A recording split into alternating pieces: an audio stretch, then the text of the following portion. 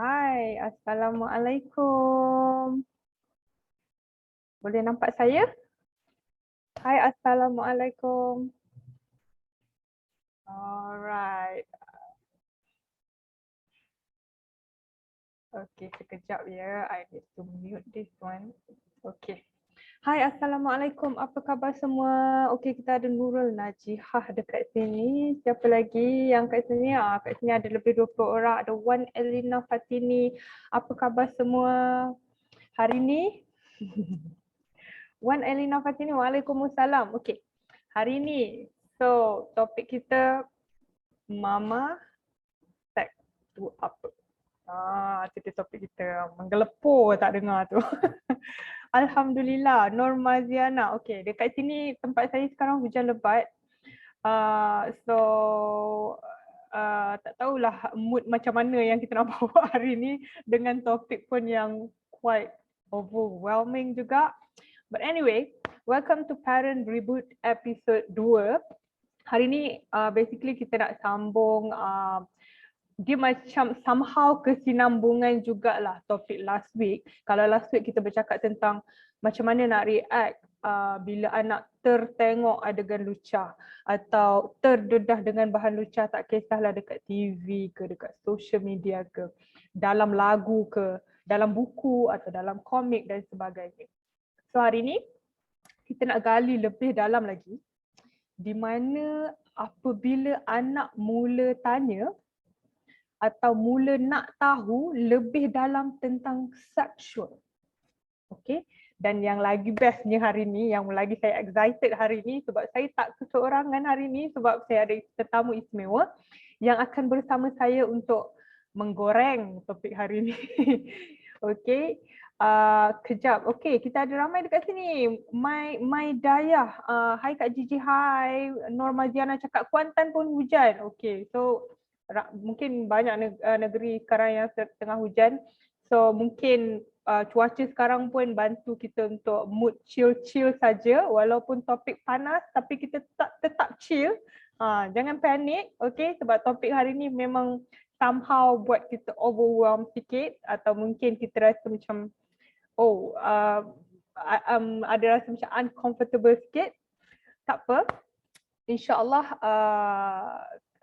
topik hari ni dapat bagi kita lebih kesedaran, dan bila kita ada kesedaran ni sebenarnya itulah yang buat kita lebih tenang dalam menghandle kita punya emosi atau discomfort yang kita rasa. Okay, so hari ni saya tak keseorangan, saya ada tetamu istimewa iaitu Aki Fairuz Al-Jengkawi.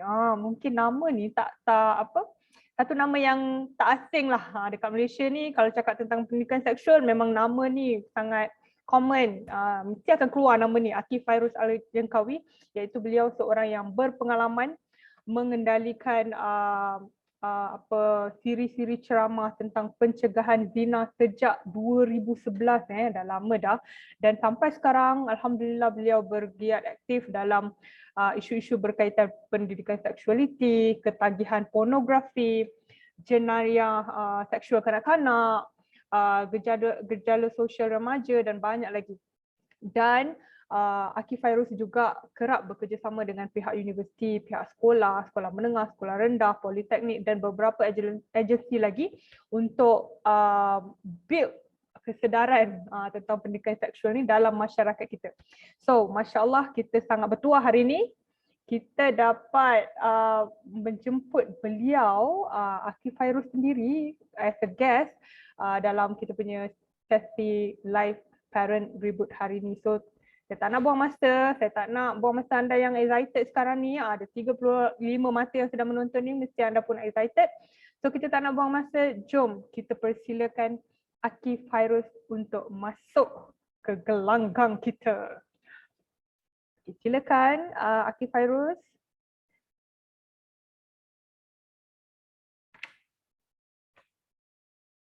Okay, kita tengah menunggu Aki Fairuz connecting dan appear dalam kita punya Parent Reboot. Ili Isnin cakap Assalamualaikum, nampak topik terkejut, kena hack ke rupanya. Okay, hai, apa khabar? Assalamualaikum. Waalaikumsalam warahmatullahi. Okay, saya boleh panggil Aki ke? Boleh. Okay. Okay, terima kasih banyak Aki Fairuz sebab sudi bersama Sama-sama. Parent Reboot. Ni sebenarnya kali pertama kan kita bersua dan bercakap. Walaupun sebenarnya saya dah Betul. lama dah follow Aki Fairuz ni sebenarnya. Oh, ya ke? Terima kasih. Okay, so sebelum kita mulakan, saya nak ingatkan sekali lagi bahawa perbincangan kita hari ini bertujuan untuk memberikan kesedaran dan bukan untuk mencetuskan panik mana-mana pihak. Okay, dan insyaAllah ini adalah perbualan ataupun perbincangan berbentuk ilmiah dan bukan lucah. Jadi saya nak mohon kepada semua yang menonton ni, mungkin lepas habis live ni pun ada ramai lagi yang akan menonton, supaya anda berlapang dada lah, berlapang dada dan buka minda. Kita bukan nak bila sebut pasal seks ni kan, kita bukan nak naikkan syahwat sesiapa kat sini, tapi kita nak empower. Okay, kita nak empower diri kita dan anak-anak kita insya-Allah tentang salah satu fitrah yang Allah kurniakan kepada kita sebagai manusia, iaitu sexual curiosity ataupun keinginan berseksual. Okey, Aki Fairuz, boleh kita mulakan? Ya, saya. Boleh, tapi saya nak update Instagram sikit. Okey. Nak bagi ramai sikit masuk. Okey, yes, kepada yang sedang menonton pun mungkin boleh share supaya ramai yang mungkin terlupa ke sesi live ni atau tak nampak ke, so dapat join live ni. Kita ada sesi bersama Aki Fairuz, tetamu jemputan yang istimewa hari ni. Saya rasa tetamu yang tepat lah untuk menjawab kita punya topik hari ni, Mama, seks tu apa? Ya. Okay, sebenarnya kan Aki, the reason why saya come up dengan topik ni sebab saya sendiri pernah ditanya soalan ni oleh anak saya. Baik. Mama, seks tu apa? Dan semalam bila saya update dekat saya punya Instagram tentang topik ni, sesi live ni, rupanya ramai yang pernah ditanya oleh anak soalan yang sama. Dan majority parents tak tahu macam nak jawab, tak tahu macam nak react. Ada yang bagi tahu anak dia tanya, "Mama, kahwin tu apa? Kenapa lepas kahwin kena tidur sama-sama?" Ataupun bersetubuh tu apa? Ada yang lebih advance mungkin, "Mama, F word tu apa?" Ya, dan ada juga anak-anak yang mungkin tengok TV kan, tiba-tiba keluar adegan-adegan lucah. Lepas tu dia akan tanya mak atau ayah dia, "Papa, dia orang buat apa tu?" Dan kita sebagai parents pun selalunya kita akan overwhelm. Kita akan macam alamak macam mana nak jawab ni. Kan? Dan antara reaksi atau jawapan yang ibu bapa bagi selalunya lah dalam masyarakat kita, antaranya, "Alah, nanti bila kamu dah besar kamu tahulah." Ataupun "Alah, seks tu tak ada maksud pun, tak payah cakap lah." Atau mengelak lah. Atau yang paling senang, "Oh, seks tu jantina, lelaki dan perempuan." Macam tu. Kan? So basically kita sebagai ibu bapa dalam masyarakat, sebagai orang Melayu khususnya kan, kita sangat konservatif ataupun kita sangat tidak terbuka untuk menjawab soalan-soalan yang berunsur atau berkaitan seksual. So saya nak tanya Aki Fairuz, sebenarnya apa skema jawapan ni atau skrip yang betul untuk kita jawab soalan anak seperti mama, seks tu apa, bersetubuh tu apa, kahwin tu apa dan sebagainya. Silakan. Baik, Bismillahirrahmanirrahim. Assalamualaikum warahmatullahi wabarakatuh. Terima kasih Puan atas jemputan dan juga tim para penonton. Bila kita mendapat soalan anak kan, ada satu, bagaimana kita nak respon, dan satu lagi, apa skrip yang kita boleh gunakan. Okey, tapi sebelum tu kita kena betulkan mindset kita lah. Bila sebut tentang pendidikan sexuality ataupun sex education, jangan lagi ada stigma-stigma yang tidak sepatutnya. Aku dulu tak ajar pun tapi tahu juga kan. Ataupun stigma-stigma yang merasakan anak masih lagi kecil, dia tak perlu tahu. Sedangkan yang bertanya tu anak perempuan umur 7 tahun. Dan budak perempuan 9 tahun dah akhir balik. Kenapa kita nak menidakkan soalan anak itu sedangkan 2 tahun lagi dia akan keluar darah haid. Dan sudah pastinya bila keluar darah haid, ia adalah satu tempoh kesuburan untuk dia melahirkan anak. Kan? Jadi kita jangan ada stigma-stigma seperti itu seolah-olah kita menidakkan jawapan yang ingin anak dapat. Dan satu lagi yang kita kena faham adalah bila anak bertanya, kita kena bersyukur sebab dia rujuk kita. Kan?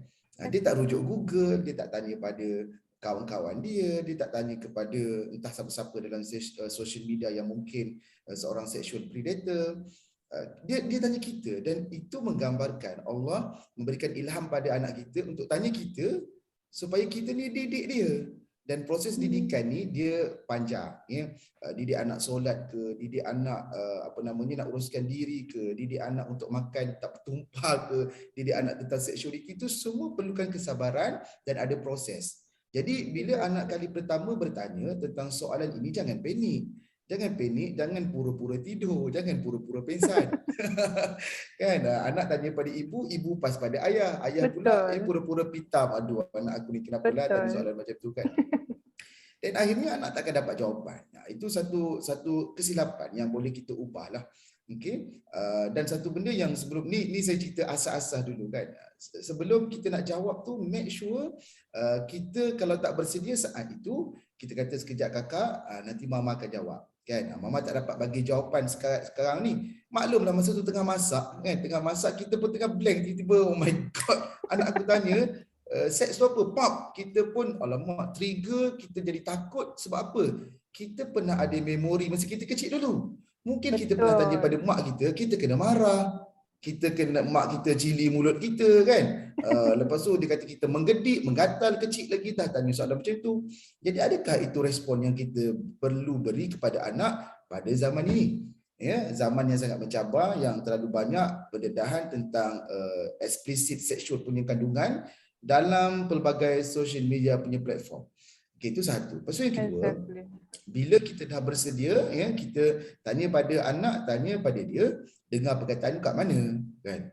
Kita jangan jawab lagi. Mungkin seperti mana yang Puan Ali sebut tadi, anak nak tahu sebab dia nak isi borang, kan. Seks tu kan maksudnya gender juga ataupun jantina. Kita pun teranglah segala bagai, rupanya tak tahu lelaki ke perempuan. Begitu, kan. So tanya dulu, sebab anak-anak ni perkataan-perkataan seperti ini jaranglah dia dengar mak ayah sebut, kan. Mak ayah kalau dia nak bersama kat rumah pun dia tak ada, saya jom buat seks, tak ada. Dia tak cakap macam tu.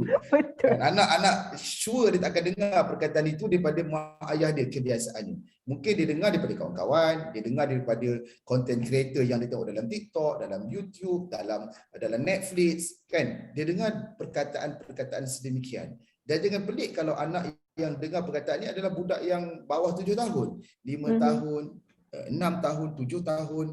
Sebab pendedahan tentang benda ni sangat meluas dan sangat menakutkan. Okey, lepas tu anak pun cerita, oh saya dapat tahu daripada kawan. Okey, jangan jawab lagi, tanya apa yang kawan cerita.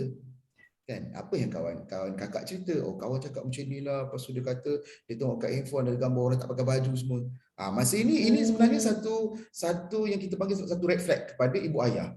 Ya, bila anak dia dah dapat tahu lebih awal daripada sumber dan salah, dan cara kawan dia sampaikan bukan untuk tujuan mendidik, tetapi tujuan untuk memberitahu aku tahu lebih daripada kau tentang benda ni.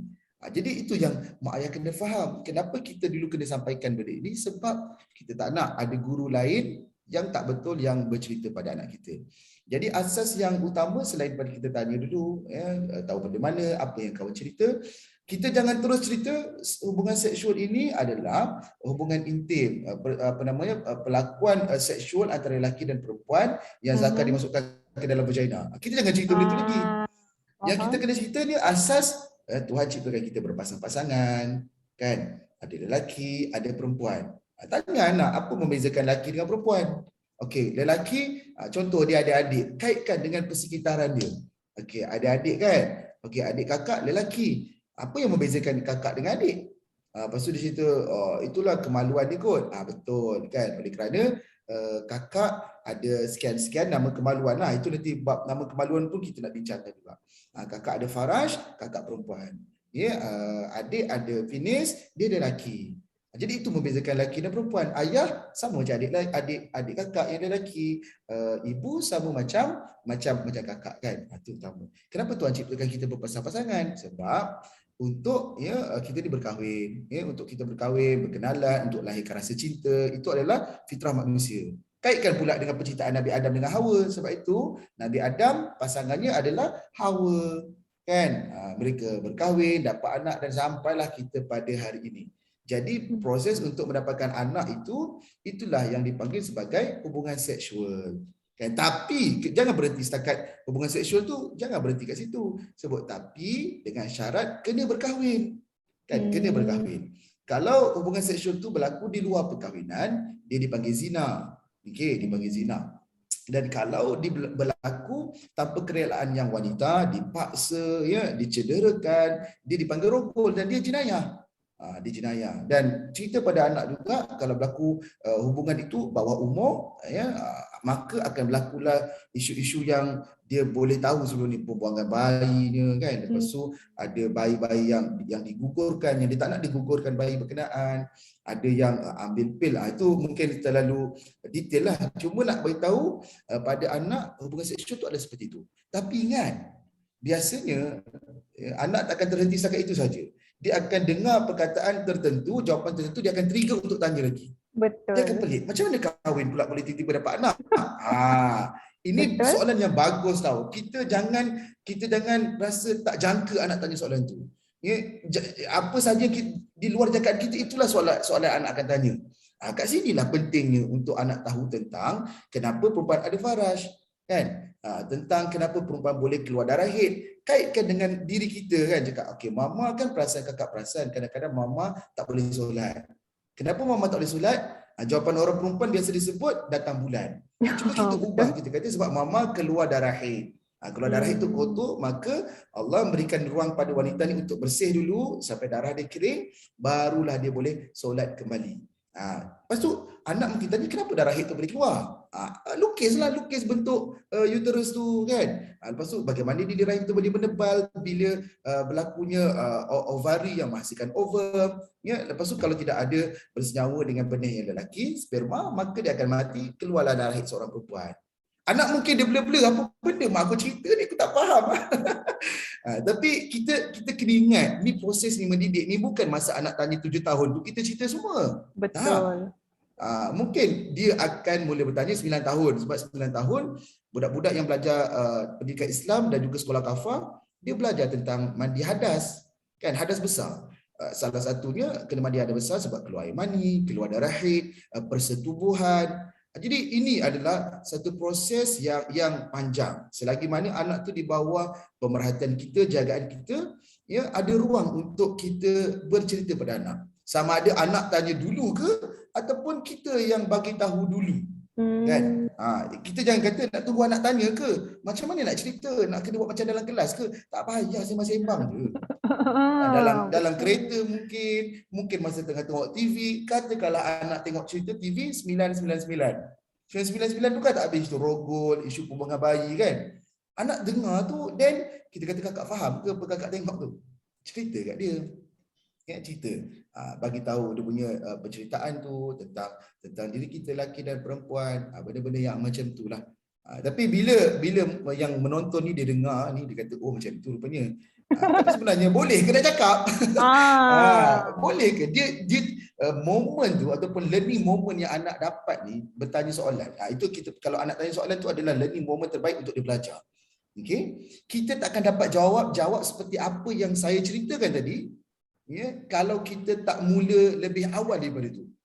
Ajar anak cara nak siap diri masuk tandas, membersihkan kemaluan, ajar cara nak mandi, sentuhan selamat, private part, ya, perasaan malu, kat mana nak bersiap, towel jangan bogel daripada masuk dalam bilik, tanggal pakaian kita ada bogel, duduk lari kan. Dia takkan kita seberani itu untuk bercerita terbuka dengan anak kalau yang awal-awal ni kita tak cerita. Itu sebenarnya pendidikan seksualiti yang bukan bermula di sekolah, bukan di internet, tapi dalam rumah. Panjangnya pengenalan saya sebut ni. Exactly. Wow, sebenarnya okey. Padahal soalan ni sikit je kan, macam mana nak jawab bila anak tanya mama seks tu apa. Tapi ada 3 benda yang saya dapat, dia punya main point lah. Yang pertama, jangan melatah, jangan panik. Yang kedua adalah jawab dengan soalan. Supaya kita tahu kat mana tahap anak, apa yang anak faham daripada apa yang dia dengar tu, dan dari situlah kita jawab accordingly, berdasarkan apa yang anak faham. Dan macam mana Ati cakap tadi, kita kena start from the very beginning lah.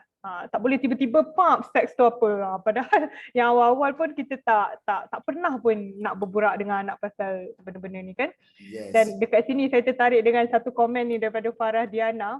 Anak saya dengar word kahwin, dia respon, ya, bro.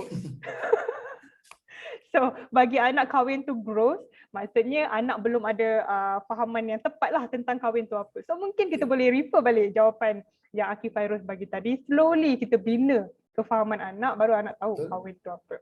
Alright, soalan yang seterusnya, kita tak banyak masa ni sebenarnya ni. Satu soalan itu pun berapa lama dah. kan? Sejam, 2 jam? Saya selalu kalau topik ni paling kurang 2 jam lah pendek. Tapi yang paling sedap 4 jam kan. Okey, tak apa. Ini kita bagi setakat mana yang Akif Fairuz boleh bagilah. Ya. Okey, soalan seterusnya. Okey, ramai ibu bapa muda lah especially kan hari ni. Kita ialah dengan channel TV yang melambat-lambat. Kita ada Astro, kita ada Netflix, kita ada pelbagai lagi. So ramai ibu bapa hari ni dia dah tak tapis tau apa yang dia tengok dekat TV. Okay, dan kebanyakan cerita yang kita tengok dekat TV mempunyai unsur soft pornography tu, ataupun tak adalah jelas dia buat hubungan seks dekat situ, tapi ada unsur-unsur ke arah tu. Dan ramai ibu bapa yang tak kisah pun anak-anak mereka turut sama-sama tonton. Diorang mungkin ada parents yang anggap ala anak kecil lagi, diorang tak faham apa pun. Atau biasalah tu cium-cium, pegang-pegang tangan, peluk-peluk sikit. Bukannya diorang buat apa pun, tu berlakon je. Dan isu ni juga saya boleh katakan berkaitan dengan ibu bapa yang mungkin ada budaya pakai seksi-seksi dekat rumah walaupun depan anak, ataupun menukar pakaian depan anak-anak. Ataupun ada semalam saya baca satu komen dekat Instagram saya, tak apa ke ayah mandi berbogel dengan anak, anak tu umur 3 tahun baru, tapi ayah tu mandi sekali dengan dia. So isu ni sebenarnya agak berkaitan. So apa pandangan Akif Fairuz sendiri? Satu saya nak beritahu, hari ini siaran-siaran di televisyen ni ada yang ditapis, ya, Astro ke TV3 ke ada tapisan, tetapi oleh kerana pengkarya dia rasa macam terlalu banyak sekatan, itu yang mereka menghasilkan drama-drama ataupun series dan dimasukkan ke dalam apps. Contoh IKTV kan, IK apa nama View, lepas tu baru ni Suka yang mana viral kisah frontliner tu kan. Yang kata berjumpa dengan suami, lepas tu apa kita nak buat ni sejam tak cukup masa untuk makan. Then pop dalam adegan soft pornography dalam kereta. Tapi ini yang produk tempatan kan. Tapi saya nak sebutkan adalah hari ini tempat yang paling banyak sekali soft pornography ataupun kadang-kadang memang paparan yang dah nak sampai ke fasa hardcore pornography di Netflix kan.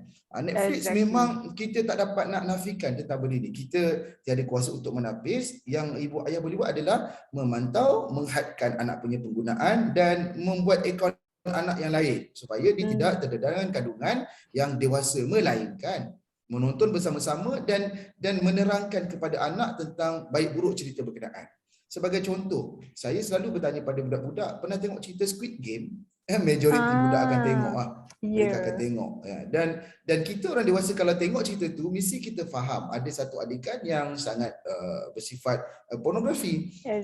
Walaupun taklah lama, tapi ada kat dalam tu.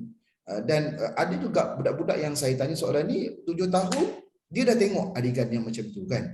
Biasanya ibu ayah hari ni jaranglah ada masa nak bersama melihat, menonton bersama dengan anak-anak. Betul. Busy, kerja, masa bila nak tengok TV dengan anak kan. Sebab itu anak ni kadang-kadang tengok kat gadget, tengok kat televisyen seorang diri. Dan satu lagi kecenderungan budak-budak hari ni, TV tu dah entahlah macam hiasan je lah kat rumah kan. Melainkan dia buka, dia nak tengok YouTube, dia nak tengok Netflix yang saya sebutkan tadi. So kat sini nak tak nak ya, ibu ayah busy macam mana sekalipun, pesanan-pesanan awal kena sentiasa sebutkan kan. Kena cerita ke anak masa anak dah pandai menggunakan gadget, tengok YouTube ke apa, sebut dalam YouTube ni bukan semua benda yang sesuai untuk kakak tengok. Jangan kata kakak, ayah pun tak boleh tengok. Ya, sebab kadang-kadang tu ada adegan yang ganas, kadang-kadang ada adegan yang contoh cerita All of Us Are Dead kan, cerita Korea baru yang zombie tu kan, kena tembak pecah kepala. Cerita Squid Game pun macam tu juga. Kan? Budak-budak mungkin dia rasa okey sebab dia pun biasa main game yang seperti itu juga. Tapi kita sebut dia tak elok untuk kita punya pemikiran kita. Ya, apatah lagi kalau kandungan yang lucah ataupun yang tak elok kan, yang ada maksiat. Itu yang saya suka mak ayah ni cara nak didik anak. Satu lagi adalah kan pernah viral isu Upin Ipin yang dilucahkan kan dalam YouTube. Upin Ipin anak Kak Ros lah, lepas tu Kak Ros kena rogol lah, macam-macam. Ada ibu ayah yang dia memandang bila benda ni viral, dia cara dia nak menangani adalah tak nak bagi anak tengok YouTube, tak nak anak bagi tengok Upin Ipin. Cuba kita tukar kan, kita search benda tu kat dalam YouTube, kita panggil anak kita, cakap, abang, kakak, cuba tengok ni, apa yang diorang buat kat Upin Ipin, elok ke buat macam ni kan? Kenapa diorang nak buat kartun kanak-kanak jadi macam ni? Kenapa nak kena buatkan Kak Ros mengandung kan? Kita kena bagi tahu berdepan terus. Berdepan terus. Sebab kebanyakan kita cuba mengelak, kita tak nak, tak naklah bagi anak tengok, tak naklah bagi anak pegang handphone. Tak boleh macam tu. Kan? Dia kena tahu, inilah keadaannya sekarang. So you kena kena tengok, dan kalau ada video macam ni kita jumpa, ada terlihat ke apa, cepat-cepat beritahu pada ayah. Sebab kadang-kadang dia keluar pada pop-ups ketika anak main game, kadang-kadang ada kawan yang share link, ada macam-macam lagi. Okay, itu satu kandungan-kandungan seperti itu. Sebab kita ni tak cukup masa lah nak pantau anak apa yang nak tengok. Kan? Melainkan kita menghadkan penggunaan dan kemudian kita beri kepercayaan pada dia supaya dia percaya pada kita, dan akhirnya dia akan rujuk pada kita kalau terjumpa dengan benda-benda macam tu. Okay, yang kedua, tentang mak ayah kat rumah. Aku pun pelik lah dengan cerita puan tadi yang bapak mandikan anak 3 tahun tu bogel. Kau masalah apa jantan kan? Kan? Dia nak mandikan anak ni boleh. Saya pun mandikan anak perempuan saya juga. Tapi kita pakai baju lah, pakai kain, plekat ke. Janganlah bogel bodoh-bodoh macam tu depan anak. Apa masalah? Kan? Sebab dia mengajar budak pada benda yang tak betul kan. Kita jangan kata agama Islam ya, mana-mana agama kalau kita nak didik anak pun tak adalah mak bapak yang akan berperilaku macam tu, melainkan dia ada kecenderungan seksual dengan budak-budak. Itu kena hati-hati. Ibu pun kena cerdik sikit. Takkanlah mandikan anak kena macam ni kan. Dia tak boleh macam tu. Sebab anak ni perlu diajar cara untuk mandi. Awal tu mungkin tak tahu bersihkan buntut, kita boleh bersihkan. 2 tahun masa tu okey, tapi kalau dah pandai basuh punggung tu, kenapa perlu lagi kita basuhkan punggung anak? Sabunkan anak, ajar dulu kita bersihkan macam ni nak bersihkan. Lepas tu letakkan shampoo, okey, gosok kepala rambut, okey badan, okey bersihkan air. Anak perlu diajar benda ni. Okey, dan selain daripada nak mandikan anak boleh saya sebutkan tadi. Okey, tetapi ya, lepas ajar anak berkali-kali dan selepas tu anak kena berdikari, bersiap diri sendiri. Macam mana nak masuk dalam tandas, kunci pintu, towel sangkut kat mana, lepas tu sebelum tak keluar tu pakai towel pula. Macam anak lelaki nak kencing tu macam mana? Takkan nak kencing berdiri. Sebab kalau anak pergi hantar kat tadika, tengok kawan-kawan lelaki yang lain semua kencing berdiri. Terpancut-pancut sana sampai kencing tumpah kat atas lantai kan. Ajar anak macam mana nak bersihkan, dia punya kemaluan dia kan. Lepas tu masuk dalam bilik, kunci pintu. Dan satu lagi, mak ayah kena sedar, jangan sekali-kali menunjukkan kemesraan yang berlebihan antara suami isteri. Kan? Kemesraan yang biasa tak ada masalah. Contoh, nak pergi kerja salam, cium dahi ke cium pipi ke okey. Tapi jangan cium mulut pula. Cium mulut macam ni saya nak sebutkan. Benda ni dia macam bukanlah khilaf tapi kalau sekadar suami dia cium isteri dia sekadar macam dah okey selesai kan. Jadi dia tidak nampak bercumbu-cumbuan yang nampak ada unsur-unsur seksual. Anak tengok macam tu, itu tak ada masalah. Tapi jangan biasakan jugalah nak peluk ke nak cium ke apa semua tu. Okey, boleh macam pipi, dahi segala bagai tu. Supaya anak ni faham itu cara kasih sayang suami isteri. Kan? Betul. Tetapi janganlah sampai tahap melebih-lebih dalam bermesra dengan pasangan. Satu lagi, mak ayah tolonglah asingkan tempat tidur anak. Ini pun satu masalah juga. Saya kadang-kadang tak faham puan, ni ada kalau kat Facebook tu ada satu grup macam dekor lah kan. Dia kalau dekor bilik anak tak apa, ini dekor dalam bilik mak ayah, tepi tu letak katil anak. Oh, kan? Sekali. Anak ni kalau ikutkan 2 tahun 3 tahun dah boleh ajar untuk tidur bilik lain. Kalau orang putih tu masa baby lagi budak tu dah tidur bilik lain dah pun kan. Mungkin setahun 2 tahun tu kita boleh consider lagi sebab menyusu, nak cukupkan susu badan semua. Tetapi seboleh mungkin jangan bagi baby ni tidur atas katil. Letaklah dia kat dalam baby cot ke, asingkan dalam kompartmen yang beza kan. Jangan samakan tempat tempat dia tempat tidur berkenaan. Selepas daripada tu siapkan bilik tidur dia 2-3 tahun tu, berlatih dulu tidur kat situ, kita temankan dia dulu. Then biasanya dalam 3-4 tahun anak dah boleh tidur bilik sendiri dah. Cuma kalau anak lelaki anak perempuan selagi belum akil balik boleh tidur bilik bersama. Tetapi jangan tidur satu katil. Belilah katil double decker semua tu. Ini semua untuk memastikan aurat terpelihara. Kan walaupun ibu ni menyusukan anak, tetapi ketika itu anak menyusu sebab dia nak menyusu. Tetapi selepas dia makin membesar, dia melihat adegan-adegan yang seperti itu dalam YouTube, dalam televisyen, kawan-kawan bersembang, masa pandangan dia memahami tentang payudara itu mungkin berubah. Jadi sebab itu kita cuba mengelak hal-hal seperti ini daripada berlaku. 2 soalan baru Puan saya dapat jawab ni. It's okay, tak apa. Dah banyak dah sebenarnya jawab. Dalam satu soalan, dalam satu jawapan tu ada banyak poin yang kita dapat. Dan sebenarnya saya baru nak tanya tentang kemesraan pasangan tadi. Kan sebab ada yang tanya saya tadi, habis tu takkan saya dengan suami tak boleh peluk-peluk? Macam tu kan. Lagilah digalakkan peluk lah, peluk. Tapi janganlah sepanjang masa peluk. Siapa nak masak nasi nanti? Sebab anak ditanya, kenapa mama asyik peluk papa macam tu kan?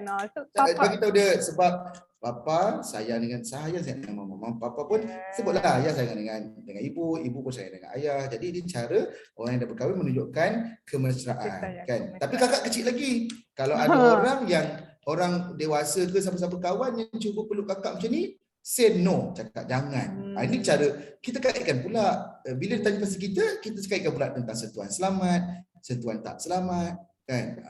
Sentiasa kita kena switch perbincangan tu kepada apa yang anak boleh relate dalam kehidupan dia. Exactly. Okay, wow. Saya pula yang macam termenung sekarang ni. Tapi antara jawapan yang Aki bagi tadi menjawab soalan-soalan yang saya terima.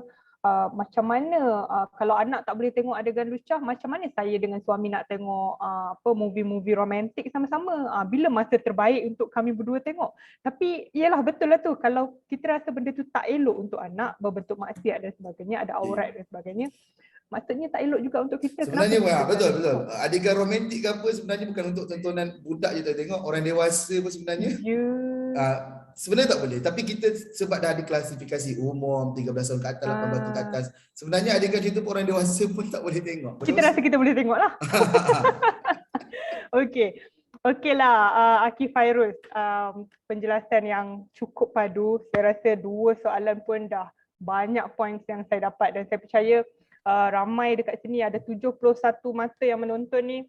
Anda juga pasti mendapat sesuatu. Dan untuk pengetahuan anda, Aki Fairuz merupakan salah seorang panel jemputan dalam seminar anak dan pornografi yang akan berlangsung selama 2 hari pada 19 dan 20 Mac ni, bersama dengan kita ada banyak lagi pakar-pakar lain, pakar psikiatri kanak-kanak, Dr. Rahimah Dahlan, kita ada Tuan Haji Hushim, kaunselor yang cukup berpengalaman. Jadi kata-kata akhir lah daripada Aki Fairuz buat ibu bapa yang mungkin tak selesa atau malulah untuk berbual tentang seksual dengan anak-anak. Mungkin ada yang mendengar ni, dan saya juga sebenarnya macam terkejut juga tadi, macam serius lah kita boleh ajak anak buka tengok ni elok tak elok ni. Tapi macam Upin tu lah, macam Upin kan. Okay. Tapi janganlah tunjuk pornografi. Memang masalah besar lah macam tu kan. Tak ada lah yang kita nak beritahu kalau kandungan macam ni pun dia benda tu tak betul, merosakkan pemikiran, apatah lagi yang lebih daripada itu. Betul, sebab memang banyak sekarang anak saya pernah Google YouTube kan, Doraemon ada juga, Upin Ipin ada juga. So semua siri kartun-kartun yang anak-anak suka tengok ni ada yang versi pornografi punya. So saya sendiri pun baru tahu itu adalah salah satu reaksi atau cara yang parents boleh bina kesedaran dalam diri anak supaya dia tahu okey benda ni tak elok sebenarnya. So mungkin Aki Fairuz boleh bagi kata-kata akhir untuk ibu bapa yang mungkin malulah untuk start atau macam mana nak start ni, dan mungkin Aki boleh jemput juga semua yang menonton sesi live ni untuk sertai seminar anak dan pornografi pada Mac ni. Satu, pendidikan seksualiti ni bukan satu keperluan, bukan satu pilihan, tapi keperluan pada hari ini.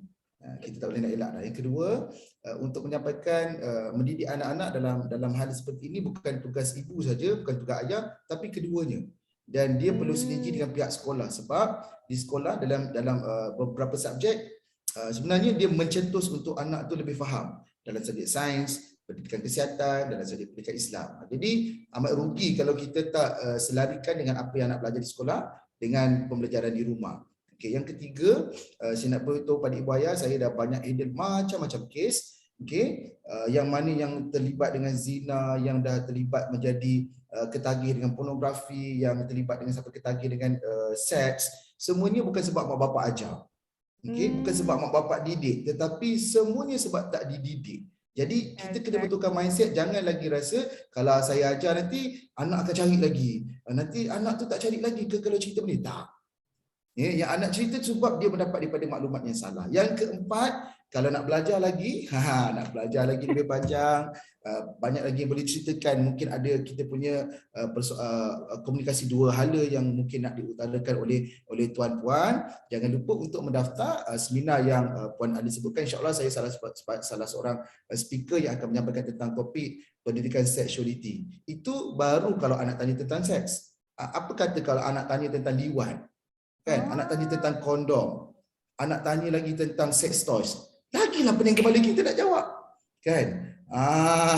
Jadi benda tu secara perbincangan, secara terbuka mungkin orang boleh menimbulkan salah faham. Tapi kalau perbincangan secara tertutup macam program kita ni, insya-Allah kita boleh belajar sesuatu di situ. Untuk ibu ayah yang benar-benar untuk belajar ni, saya doakan mendaftar cepat-cepat, bagi itu pada kawan-kawan yang lain, dan saya yakin live ini pun akan terus dikekal dalam page Puan Ali Rajah kan. So terima kasih atas jemputan. Kita jumpa nanti bulan Mac. Berapa bulan Puan? 24 bulan kan?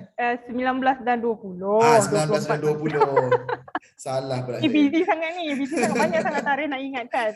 Okey, Akif Fairuz, terima kasih banyak-banyak atas masa yang diluangkan, atas ilmu yang dikongsikan selama lebih 30 minit sebenarnya. Saya janji dengan Akif 30 minit je sebenarnya.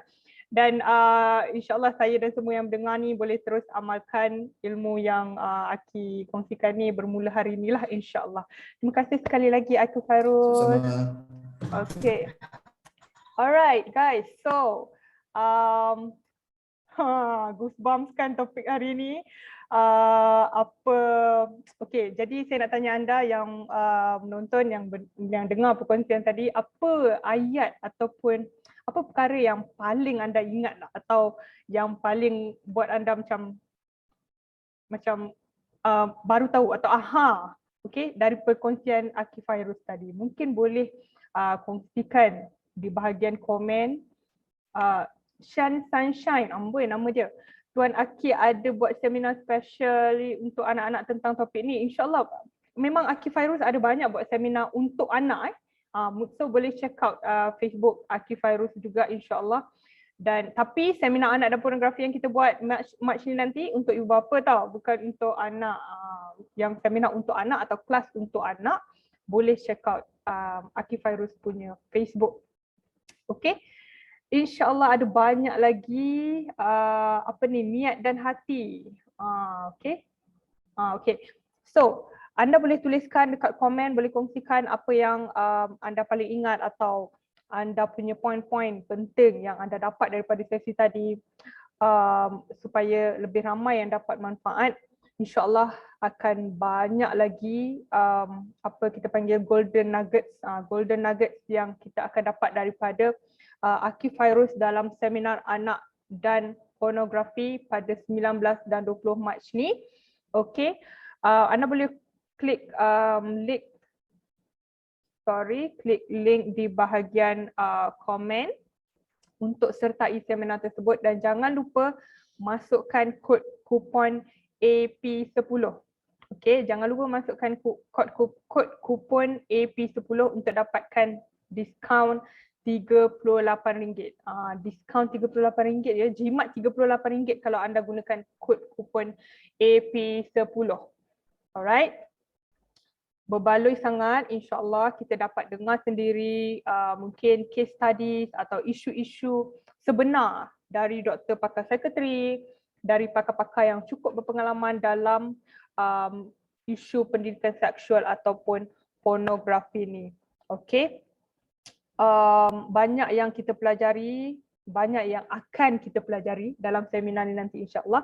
Antaranya apa tanda-tanda anak terkesan atau anak ni terdedah dengan pornografi. Apa tahap-tahap ketagihan pornografi? Ada tahap-tahap dia juga ketagihan pornografi ni. Dan apa pandangan Al-Quran dan hadis juga tentang pornografi ni. Kita sebagai Muslim, of course kita nak tahu dari sudut agama juga macam mana nak tangani pornografi ni. And of course, the most important part adalah the how to part. The how to, bagaimana untuk lindungi anak, macam mana nak empower atau bina kesedaran dalam diri anak supaya mereka sendiri boleh protect diri mereka sendiri dari budaya pornografi ni. Sebab macam saya cakap last week, kita tidak sepanjang masa ada dengan anak, kita tak boleh nak kawal anak sepanjang masa, tapi apa yang mengawal anak tu adalah kesedaran dan ilmu yang kita tanam dalam diri mereka. Okay, supaya mereka sendiri, anak ini sendiri ada common sense untuk menilai baik atau buruk bila melihat atau bila menonton sesuatu konten di internet atau dekat TV dan sebagainya. Dan of course, bagaimana untuk kita bantu rawat diri anak ataupun pasangan yang mungkin dah pun terperangkap dalam ketagihan pornografi. Jadi saya harap dapat jumpa anda semua dalam seminar anak dan pornografi 19 dan 20 Mac ni. Okey, kalau tak sure boleh join ke tak pun purchase je dulu sebab anda akan dapat rakaman penuh seminar kalau tak dapat join live pun. So anda boleh tengok balik, dengar berulang kali. Okey. Dan so akhir kata dah ni, nampak macam tak ada komen, tak ada apa-apa soalan. Jadi kalau anda ada anak ataupun anak saudara atau anak murid, tak kisahlah umur 4 tahun ke, 8 tahun ke, 13 tahun ke, please join seminar anak dan pornografi. Walaupun anda mungkin belum menghadapi apa-apa isu pornografi lagi dengan anak, kan kita rasa macam oh anak kecil lagi, anak belum lagi terdedah dengan anything pornografi ni. Saya jamin ilmu ni tetap akan berbaloi dan berguna bila tiba masanya. Sebab zaman hari ni, anak tidak lagi perlu mencari pornografi sebab pornografi tu dah pun berada dalam rumah kita. Dah pun berada dalam TV kita, dalam phone kita, dalam game anak-anak dan sebagainya. So satu masa nanti pasti anak akan terkena juga tempias pornografi tu. So apa yang menyelamatkan anak atau apa yang boleh lindungi anak kita insya-Allah adalah ilmu dan kesedaran. Okay, so kitalah kena persiapkan diri dengan ilmu supaya ilmu itulah yang akan jadi perisai untuk selamatkan anak-anak kita, keluarga kita insya-Allah. So, jumpa lagi. Okay, so jumpa lagi dalam sesi live Parent Reboot episod akan datang. InsyaAllah next week kita ada guest baru pula. Okay, kita akan tengok dia punya tajuk nanti apa. So, jumpa lagi dalam Parent Reboot episod akan datang. Assalamualaikum.